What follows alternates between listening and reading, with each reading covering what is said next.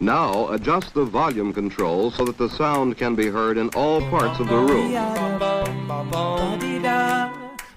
This is the Protect Your Assets podcast. You get the idea? It's on the internet. Make him the cutest that I've ever seen. Go on. Give him two lips like It's like no cheese I've ever tasted. tell him that his Here's the Sandman. over Sandman. Good morning, I'm David Hollander, your host, and this is Protect Your Assets. For those of you just joining us for the first time, welcome. People around here, they call me the Sandman. That's because I help my listeners sleep well at night while answering all the financial, legal, tax questions that you might have. Today, we have a special interview for our listeners. But before we get to that, it's time for our market recap. So let's get started. What a week. Macro factors that support the market have deteriorated a little bit since early November. So we're going to look this month at what's going on, particularly because we just got the inflation numbers that have been so long. Anyway, we just finally got them. Looking at December, the AI enthusiasm is still by far the biggest market influence, while the Fed rate cuts remain the second most important. And the third has changed a little bit since November as the 10-year Treasury has replaced stagflation concerns. Now, this was because recent economic data has pushed back on stagflation concerns, while the 10-year Treasury rose to not too much higher, but higher than thought because it was hovering around 4, and now it's moving back up again. So anyway, that's what's going on there. So let me bounce back to AI because I keep getting a lot of questions about, is there an AI bubble? Is it over? Are these stocks going to come falling down anytime soon? I call that AI enthusiasm. And so there's been some concern as we've been talking about the pace of CapEx spending on these data centers. Perhaps you've heard about the voluminous spaces you need to generate power to run this stuff. And so anyway, these data centers, along with the return on investment, these big investments, has surged over the past month. And those bellwether companies like Google, etc., Oracle's been in the light quite a bit, is the spending on AI infrastructure. And so if you look at Oracle as an example, that's negative right now on cash flow. They're actually spending more on that than what's coming in. So they're in a negative cash flow situation. Prior to September, the more a tech company was spending on AI, the more the stock would just rally.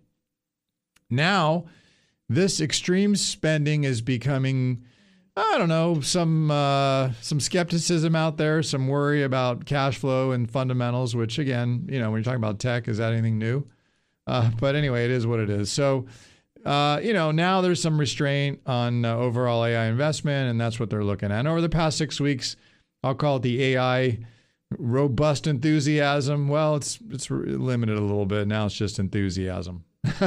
It's still intact, okay? Let's say that. Still intact, but we've seen some deterioration. Oh, obviously. All right, so turning to the Fed now, we also heard that the Fed was not going to cut rates like we thought near term. They did cut in December, which was good, but they signaled moving forward that they weren't going to do it. In other words, a pause.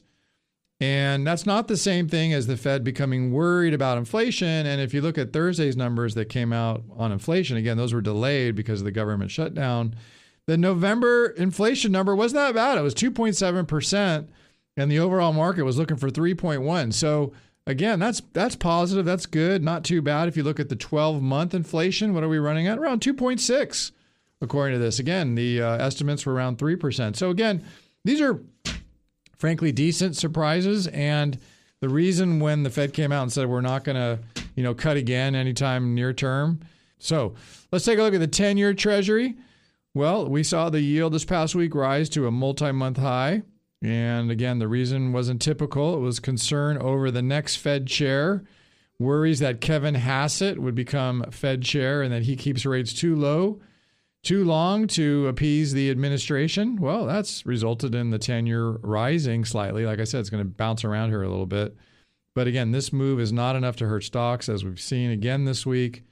And now, since all three market influences are seeing some deterioration, it's reasonable to wonder why stocks haven't declined much since November. And again, the reasons are for AI enthusiasm. It's still very much alive. The net result has been to push the tech sector a little bit lower. Second, while the new Fed chair looming, markets expect a more dovish Fed in 26. So even the hawkish change towards forward guidance not being reduced, it's just been taken with a grain of salt. Third, the economic growth, well, it stayed largely stable overall as you look at the market. We're right near Christmas, and investors want to see the market hold through the end of the year, as we talked about last week in statistics, and we can go back and listen to that if you want to. When we come back, it's time to get into our interview with my very special guest. You won't want to miss this one, so keep it right here on Protect Your Assets Radio Network. We'll be right back.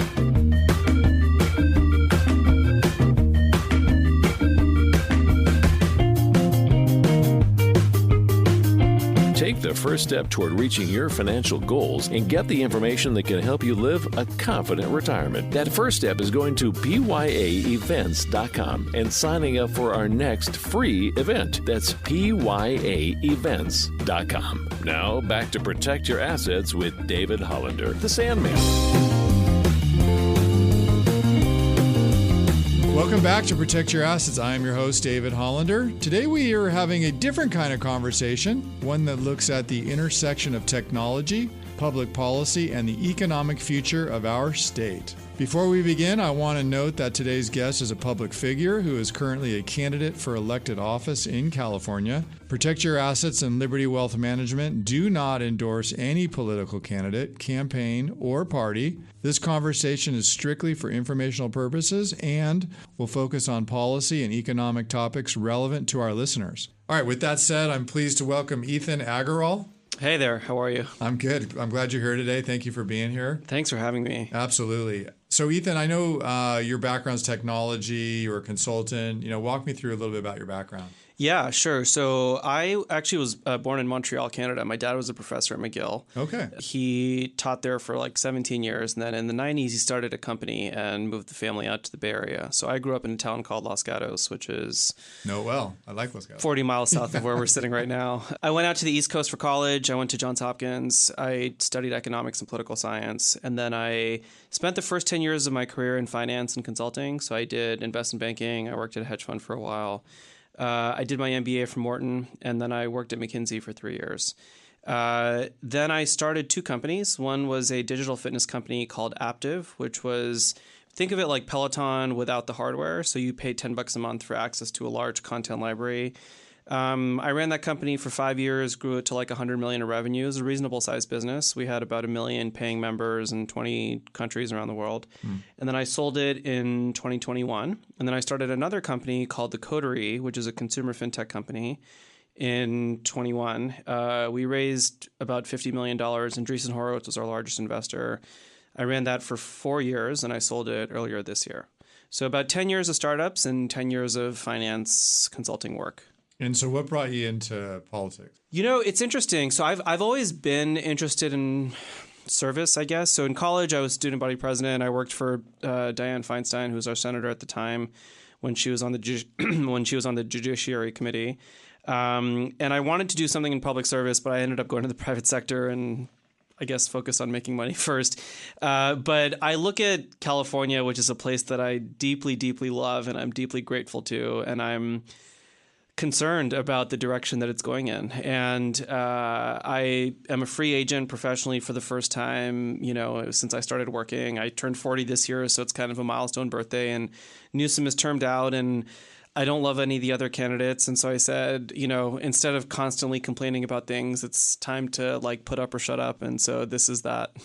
So with your background in startups and technology, how do you feel that experience will help you solve problems in California? I feel like I have the ingredients. When you're running a company, you're fundraising, you're hiring a team, you're acquiring customers, you're setting a vision, a lot of the things that are similar to any kind of executive role, whether that's in the private sector or public sector. And so starting a company is identifying a problem and then building a solution to it. And in California, the problems are rampant in some cases. There's 1.3 million kids in California who live under the poverty line, and the poverty line in California is $39,000 a year, which that alone is a little ludicrous. But the fact that I think there's 8 million children and 17% live under the poverty line, and this is in a state with tremendous wealth.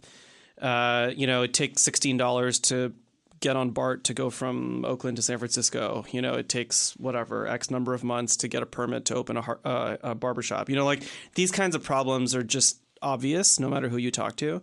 And I don't think anyone really benefits from them. So part of it is identifying the problem.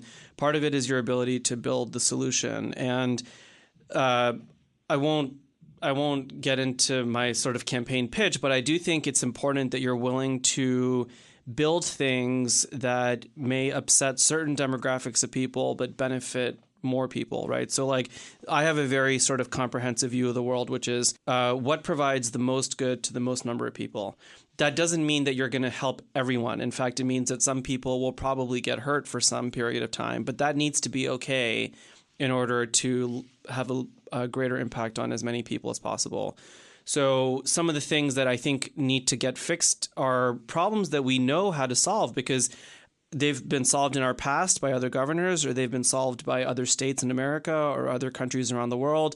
They're human-made problems with human solutions. And it just takes, I guess, the political will and a little bit of willingness to get hit by people that don't agree with you, or a willingness to, if I'm allowed to say this, piss people off that I find that a lot of public sector folks don't have. Mm-hmm. And in building a private company, you are inevitably going to make a lot of people upset because you're trying to disrupt an incumbent. And I think that's a skill set that is relevant in the public sector as well. Especially today. If you want to get things done, you are going to make some people upset. And honestly, if you don't want to, that's okay, but then you're just not going to get anything done. Understood. Yeah, makes sense. So Ethan, let's shift to something more germane to our show here, or the station, let's put it that way. Let's talk about sports betting in California. Sure. How could the private sector get more involved with that, where consumers would still be protected and that environment that's growing right now would continue to grow in a positive way? Yeah, I mean, look, there's no real reason that sports betting should be illegal in California as it is right now. In fact, what it does is it forces a cottage industry to emerge where everyone has a bookie or whatever. And I actually think it would be better if it was legal and regulated and taxed as opposed to the way that it is today. There's two ways to do it. One is through a proposition that goes on the ballot. Two is that the legislature could approve, like the California state legislature could approve sports betting. So we know how to do it. And obviously companies like DraftKings and stuff are legal in other states. So we can make it legal in California. The technology is there. The capabilities are there. You protect the consumers by doing simple things like age verification, KYC, limits, disclosures of responsible gaming, the same things that you do in other states that, companies have figured out of how to do. And, the data coming out of places like New Jersey and elsewhere is actually that it's not been a problem at all. It's activity that's happening anyway that just gets formalized. So you may as well manage it and regulate it and tax it and everything else. Mm-hmm. The other part of this is that there's the Indian tribes that actually have a pretty big stake in gaming. And that's okay. And realistically, what will probably happen is that they would want a stake in this gaming as well. And I think that's fine because they've built that reputation, but also they've built the know-how of how to do this responsibly, and they have decades of experience of it. And so you just bring all these people to the table and you say, look, here's an industry that is, I don't know exactly the numbers, but my guess is tens of billions of dollars in California. Certainly, Super Bowl is coming here next year. We have the Olympics coming here next year. We have the World Cup coming here. There's going to be a lot of sports coming here. And the Rams are doing great. The Niners are doing great. There's a lot of excitement happening here in sports. And so I think you bring everyone to the table and you say, okay, here's an industry there's tens of billions of dollars flowing through it. How do we establish it to be A, legal, B, regulated, C, taxed, and then we can actually protect people. Like there's probably some people that are gambling too much or some people that are not 21 that are gambling. So how do you actually make it better for them instead of turning a blind eye and pretending like it's not happening? So I'm going to shift to California's economic picture right now, as we were just talking a little bit about that. I know our listeners are really interested in the direction of the state, the growth, job opportunities, innovation. When you look at California's economy right now, what do you see as the state's biggest opportunity for growth and innovation? It's undoubtedly AI, but let me expand on that because I think AI is getting a bit of a bad rap, depending on how you look at it. Right now, I think the most prevalent emotion related to AI is that of fear, is that we don't know what it's going to be in and of itself, and we don't know what it's going to mean to society. And I think that's a reasonable reaction, but that has been the case anytime groundbreaking technology has emerged. So whether it was the internet, whether it was cell phones, whether it was, cars 100 years ago, the telephone, electricity, anytime something seismic comes around, we're scared of it. And that makes sense, right? We all have fear of the unknown. But I think you would be hard pressed to find someone today who says that the internet was a net negative or that cell phones are a net negative. Are there industries that were disrupted? Travel agents, now we all use Kayak, or, the people that connected landlines, we all use our cell phones. These kinds of things, yes, those jobs disappear, but then those people end up moving into different opportunities, ideally ones that pay them better and are more exciting and interesting work. When there was no cars, were horse-driven carriages, there was manure all over the streets, and some guy's job was to shovel the manure, and that guy's doing something more interesting now, right? So AI is going to disrupt some industries, and I think it's foolish to believe that it won't. But I think our job is to figure out, how do you make AI be a net positive for humanity as opposed to a net negative? And so when I think of things like curing diseases, or when I think of things like providing more employment opportunities, or when I think of things like education, how do you educate younger people in a more effective manner? I think AI can actually be a net positive. And so in California right now, most of the money is going into the software side of AI. Obviously, VCs in the Bay Area are spending billions of dollars investing in AI companies, and that's fine.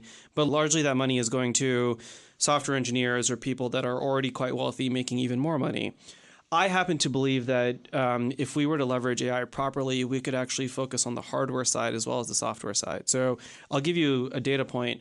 Masa-san, who is the CEO of SoftBank, announced that he's going to invest $1 trillion in data centers for AI, but all of that $1 trillion is going to Arizona, not to California. This is when California is the home of AI.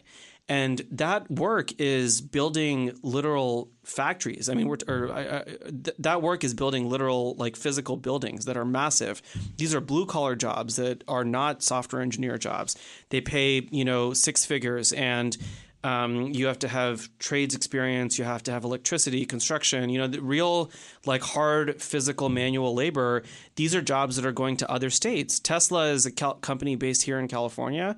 But when Elon was opening Gigafactory, he went to Texas, and that's 22,000 jobs, 6 figures working in a factory that went to Texas instead of California, because we're not good at building things here because it's too expensive and the permitting is too hard and all that stuff. And so I would like to see California become the home of data centers and the hardware part of AI as opposed to just the software part. I would like to see California become the home of manufacturing. Tesla is building cars in America. We should be building those cars in California, not anywhere else. Not in West Virginia, not in New Mexico, not in Texas, not in Arizona. They should be in California because that's where these companies are based.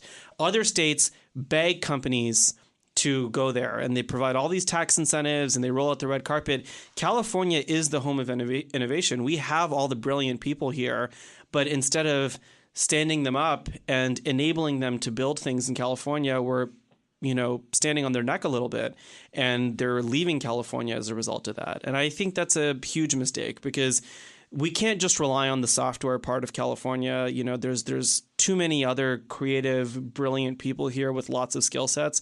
And I would like to see those skills applied to other jobs in California beyond just software engineers. All right. This is a great time to take a quick break. If you're thinking about retiring, you're wondering about what the economy is going to look like in California, how are you going to maximize your dollars? I've put together this morning a retirement checklist. This is fresh, off the press, in a PDF. I can email it to you now. Call us, 866-PROTECT. Get your copy, my copy of the retirement checklist right now. Get a second opinion. 866-776-8328. When we come back, Ethan and I are going to continue our discussion on the modernization of how California operates. You're listening to the Protect Your Assets Radio Network. We'll be right back.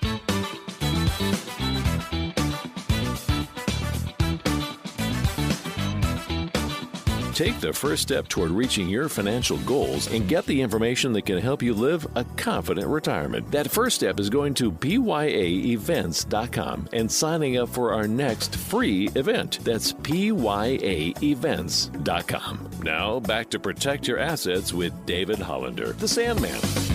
Welcome back. Welcome back to Protect Your Assets. I'm your host, David Hollander. They call me the Sandman around here because I help you keep more of what you've worked so hard for.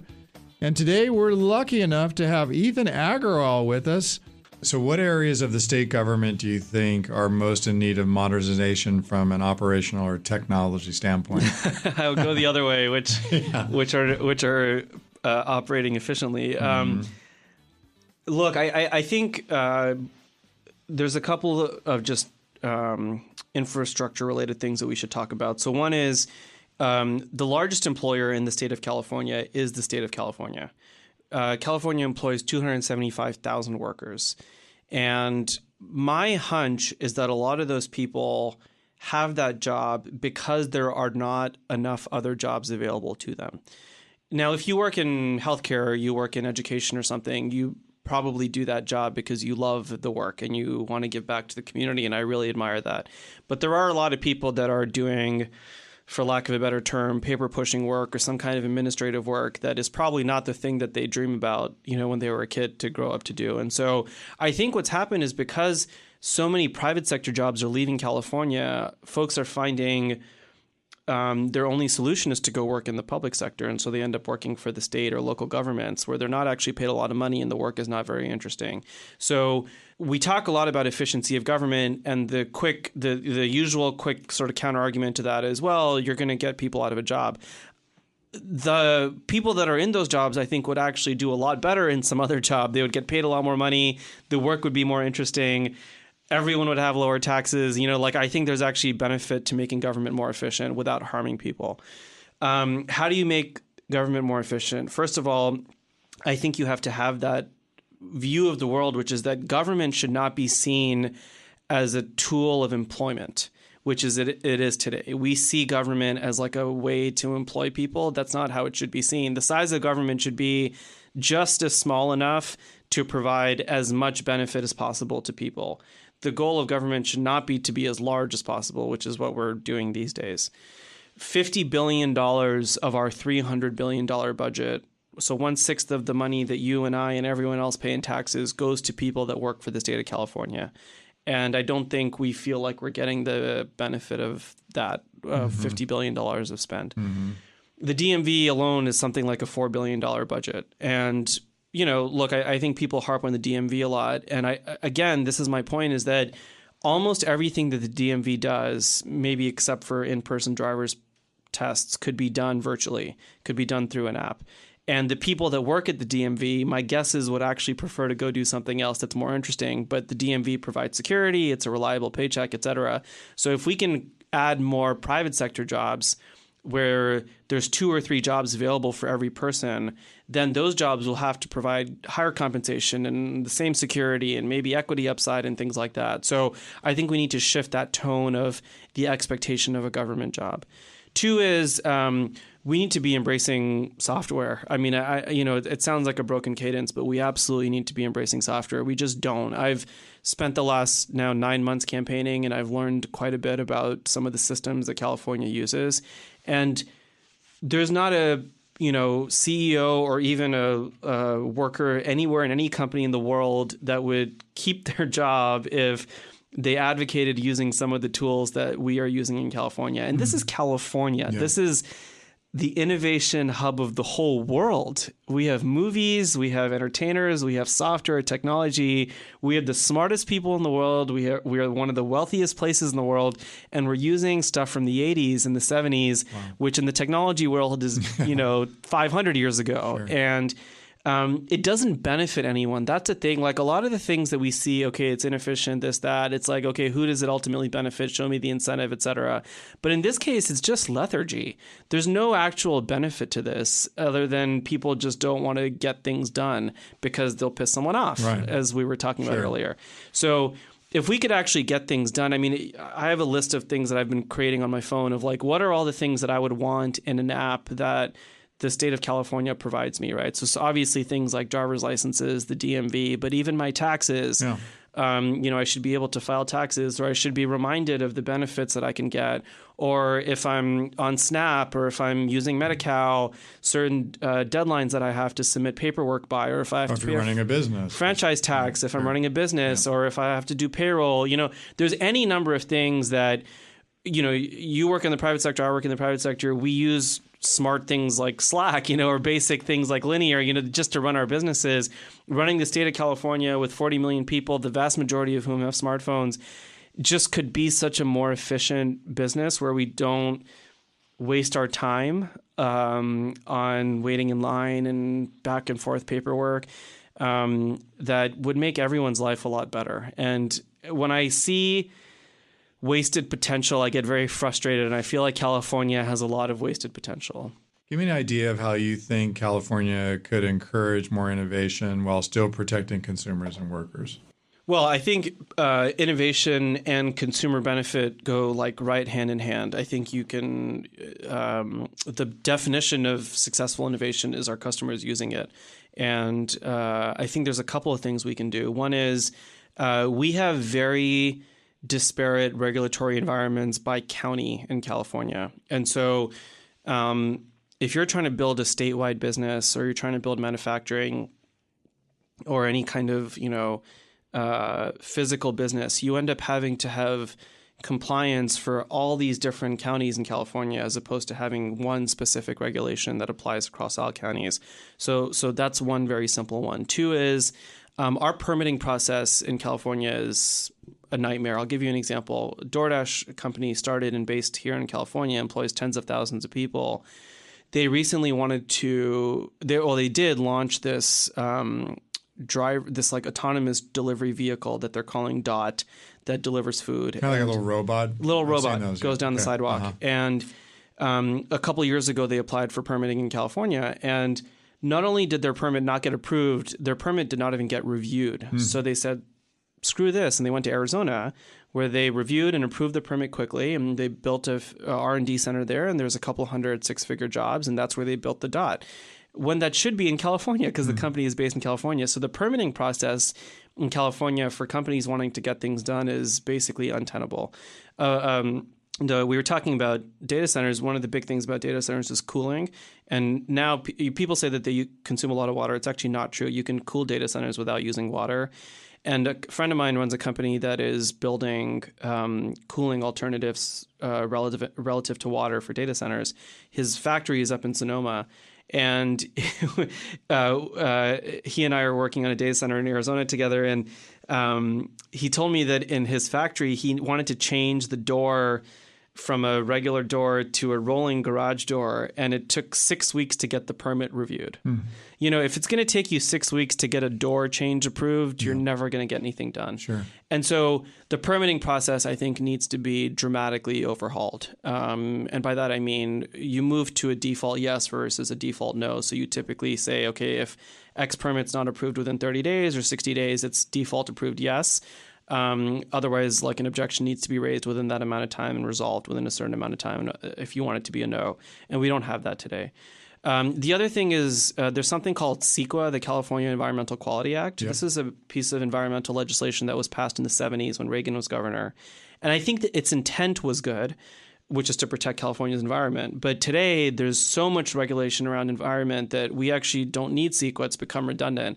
And instead, what it's become is something that anybody who wants to stand in the way of progress is able to find a violation of CEQA of some kind and prevent construction from happening, housing, retail, residential, commercial, whatever it is. And it's basically become an extortion tool, and we need to dramatically weaken its enforcement. I will, in this area, Buffy Wicks was able to get some CEQA weakening language into the budget bill that Newsom passed over the summer, so I got to give her a lot of credit. But it needs to go a lot further than that. We need to dramatically weaken CEQA so that people are incentivized to build again and innovate again. And again, that's how you protect jobs, is by doing innovation that's not just within software, that's within hardware and manufacturing and auto technology and everything else that we need to be building in California, which we're not, and that's why the jobs are leaving. So, Ethan, I've heard you talk about education in California. Can you educate me a little bit about your thoughts around that? Sure. So California's budget's really simple. It's $300 billion. $100 billion goes to Medi-Cal, $100 billion is discretionary, and $100 billion goes to K through 12 education. So we're spending $100 billion a year on K through 12 education, and by some measures, we are 47th out of 50th. Wow. It's a sad state of affairs. And again, this is a man-made problem with, we know exactly how to solve the problems. It just takes the political will. So an example that I like to bring up is Mississippi. Mississippi recently underwent something called the Mississippi Miracle, where their education was like 49th out of 50th in the country, and now they're up to 9th. And they did a couple of specific things. One is they got rid of social promotion, which is something that we need to end here in California. What social promotion is by third grade, you're supposed to be able to read, and by eighth grade, you're supposed to be able to do basic algebra. And in California, even if you don't reach those milestones, we will still move you up a grade level just based on your age. So as a result of that, we have 15-year-olds in 10th grade who can't read because they didn't learn back when they were in third grade, and they just kept getting moved up. And so when we look at some of the data coming out of UC San Diego and a few other places, it's getting really scary that we have teenagers who can't read properly or 20-year-olds who can't do basic math because of social promotion. So we need to get rid of that. Two is teachers in California are dramatically underpaid. I mean, it is shocking that for such a critical profession, we are not putting in far more resources to not only incentivize people, but also to just respect them and appreciate them for the work that they're doing. The average salary of a teacher in California is $70,000 a year. And it needs to be, I don't know, but 2 or 3 times more than that. You know, it needs to be, this is a very selfless profession of people that are taking care of our children, which are the future. And we want to be, again, paying them well because of what they're doing, but B, we need to be attracting really, really talented people to this job. And $70,000 in California is not going to get you very far. And teachers themselves and occupational therapists and people that work in schools are very selfless people. The CTA, the California Teachers Association, is unfortunately run by folks that don't have the teacher's best interest at heart and don't have the student's best interest at heart either. And so they are spending a lot of their money on lobbying or other tangential things that don't actually benefit teachers. So I'll give you a perfect example. Teachers' compensation in California has gone up about 2% in the last 20 years. Wow. And that's not 2% annually. That's 2% aggregate in the last 20 years. Wow. If the CTA was an effective organization, they would be lobbying on behalf of their teachers, of their members who are paying them dues and getting them a lot more salary than they're getting today. And they're not. And I know that because speaking to a fairly senior CTA member, and I said, if you were to be offered a 10% raise for the top 90% of teachers, and that meant that you had to let go the bottom 10% of teachers, would you do that? And the answer was no. They're so focused on protecting the size of their membership base that they're not at all focused on actually increasing the compensation for the top 90% of their performers. And for the folks that are in the bottom 10%, look, my guess is that they're not bad people. They're not dumb people. That profession is not the profession for them, right? But as a result of protecting that bottom 10%, the other 90% are suffering. The students are suffering. The communities are suffering. The parents are suffering. We're not thinking of it as the objective of the California education system has to be to educate children. It's not about protecting a certain set of people. It's about educating children. That has to be the top priority. Same discussion we had earlier about the number of people working in the California state government. The goal of government is to provide as many services as possible for as low of a cost as possible. The goal of education is to educate as many students as possible for as low of a cost as possible. And the CTA has inserted themselves in a way that is unproductive to the teachers and unproductive to the children. And so, I don't want to harp on this, but like I'm the only Democrat that's running that's not taking any union endorsements or any union money, because I realize that in order for me to be effective, and to go back to our first topic about pissing some people off, I can't take their money, because then I won't be able to make the necessary changes. And that's the only way that if we're spending $100 billion in education and we're not getting any results for it, clearly the status quo is not working. Clearly some significant changes need to be made. Okay, time for another short break. If you're thinking about retiring, you're wondering about what the economy is going to look like in California, how are you going to maximize your dollars? Give us a call right now to get my checklist. We've designed a retirement checklist. It's literally a really easy read. I can email this to you right now. It walks through some things you just might want to know based on all of our experience. Happy to give this to you this morning. Call this number right now. We're here on a Saturday answering the phone. Talk to Phil, Lucas, Nick. They're just waiting for you to call them. 866-PROTECT. 866-PROTECT. You want to keep more of your money? You want to have more cash? Call us right now. 866-PROTECT. Find out what you don't know. Coming up next, we'll wrap up our interview with Ethan. You're listening to the Protect Your Assets Radio Network. We'll be right back.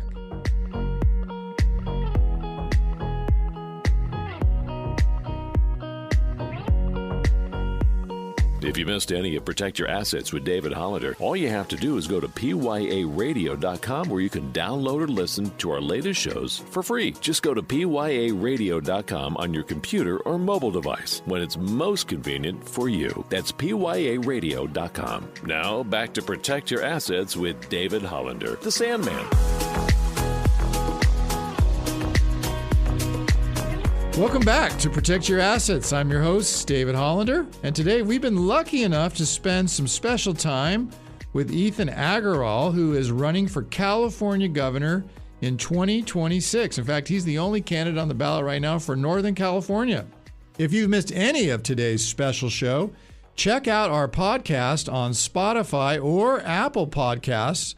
Just type in the search class, Protect Your Assets, and you'll find it right there. There's all kinds of shows that you can listen to. Just ask your question and see what's going on. Now, let's get back to our interview with Ethan. So we've been talking about modernization and processes, and in California, how does this process work for a governor? Yeah, so California has something called a top two primary, which means that, when there's a presidential election, it's one Democrat and one Republican, and then they fight each other. In California, everybody is on the same ballot, and whoever the top two vote getters are move from the primary to the general. So it could be two Democrats, two Republicans, one Democrat, one Republican. Most likely in California, a Democrat is going to win the general election. And so if it's two Democrats, then likely the election sort of continues. They'll keep fighting between the primary and the general. If it's one Democrat and one Republican, then obviously the Republican will continue to fight, but in reality, the Democrat is likely to win. And if it's two Republicans, then I'm wrong, and we'll see. Right. We'll see what happens. Yeah. So we have a primary in June, and then a general in November. Okay. And what is going to happen is probably somewhere around 12 million people or so will vote in the primary election. And in 2018, which is the last time that we had a top two primary, and there was no incumbent because Newsom is termed out. Gavin Newsom at that time got 2.3 million votes, and the number two guy, this guy named John Fox, got 1.7 million. So you need about 2 million votes to be in the top two. And those numbers are probably a little bit bigger today, but whoever gets about 2 million votes will move from the primary to the general.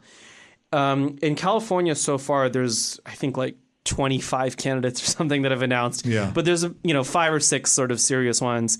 And most of them are actually from LA. Antonio Villagrosa is the former mayor of LA. Katie Porter is a congresswoman from Orange County. Javier Becerra is HHS secretary under Biden, but he's also from LA. Steve Hilton is from LA. So they're all LA folks. And, look, I know a lot of them are very smart.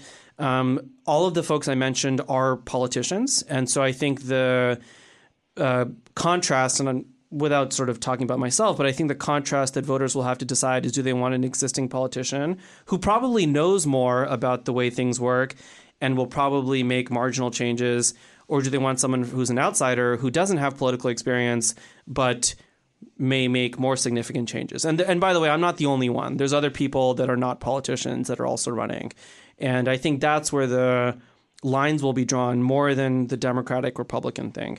And when you look at, Daniel Lurie getting elected in San Francisco, or even Zoran Mamdani in New York, I think there's an open debate as to whether voters want existing politicians that are more sort of the system, or they want people who are outsiders. Perfect.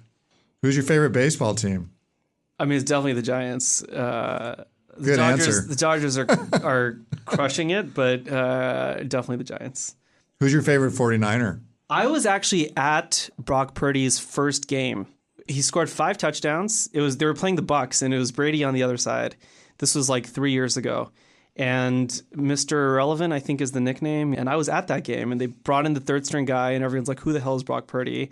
He scores 5 touchdowns, and they beat the Bucks, and that was pretty awesome. Okay. So I'd probably say Purdy. Nice. Ethan, thank you for joining us today and sharing your thoughts on California and where we are. We really appreciate it. And I know my listeners are going to be very, very grateful to hear what you have to say. I really appreciate you having me on. Thanks a lot. You bet. A reminder to our listeners, Protect Your Assets and Liberty Wealth Management do not endorse any political candidate or campaign. The views expressed today are solely those of our guest and were shared for informational purposes only. Okay, if you're thinking about retiring, you're wondering about what the economy is going to look like in California, how are you going to maximize your dollars? Give us a call right now to get my checklist. We've designed a retirement checklist. It's literally a really easy read. I can email this to you right now. It walks through some things you just might want to know based on all of our experience. Happy to give this to you this morning. Call this number right now. We're here on a Saturday answering the phone. 866-PROTECT. 866-PROTECT.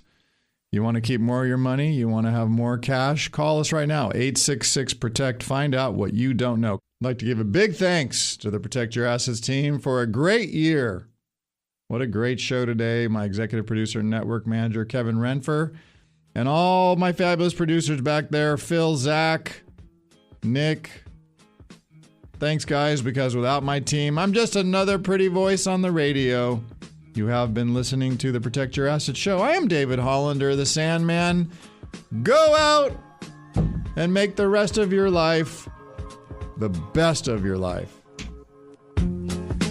Investment advisory services are offered through Liberty Wealth Management, a registered investment advisor. This podcast is for informational purposes only and should not be relied upon as a basis for investment decisions. The strategies mentioned are not suitable for everyone. The information expressed does not consider your specific situation or objectives and may not be appropriate for all investors. Past performance is not indicative of future results. To better understand the risk associated with investing and how it reacts to different market conditions, listeners should always consult with their qualified investment professionals, financial advisors, legal or tax specialists, and conduct their due diligence before making any financial decisions or taking any action. The legal information provided on the air is not intended to substitute for callers hiring their lawyers to advise them about personal legal matters. Investments involve risk and, unless otherwise stated, are not guaranteed. Liberty Group LLC paid for the following program, and the host's views and opinions do not represent those of the station or its ownership. California Life Agent number 048569. Persons engaging the services of one affiliate of Liberty Group LLC companies should be aware that each company is operated separately. You're listening to the Protect Your Assets Radio Network.